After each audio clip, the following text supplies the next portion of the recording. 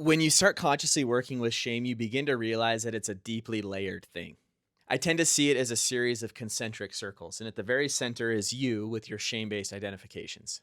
These are all the ways that you've come to believe that you're the problem, that you're bad, that you're unlovable, that you're too much, or that you're not enough. And just outside of that is your family. And more often than not, there are patterns there that didn't start with you, but they were handed to you. Ways of coping, ways of relating, ways of assigning blame and responsibility that quietly shape the way that you see yourself.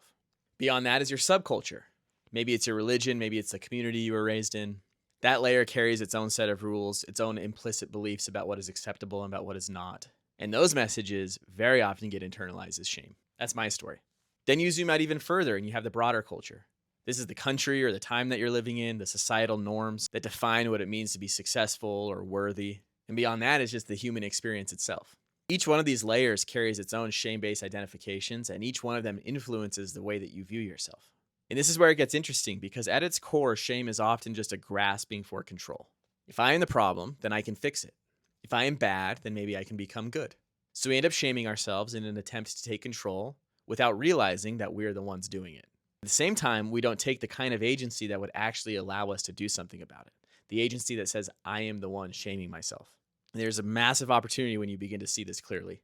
And when you start working with shame, it's best to just assume that all of it's yours. Not because it is, but because it gives you something you can actually work with. It keeps you out of blame and puts you in contact with what's happening inside of you. And then as you get more clarity, you begin to understand what your shame is keeping you from, and you feel empowered and capable of taking action. You understand what's yours, what isn't, what's inherited, what's learned, etc. And as that comes into focus, your relationship to yourself and to the world completely changes, and you're more available to give and receive love. Remember, feeling is freedom.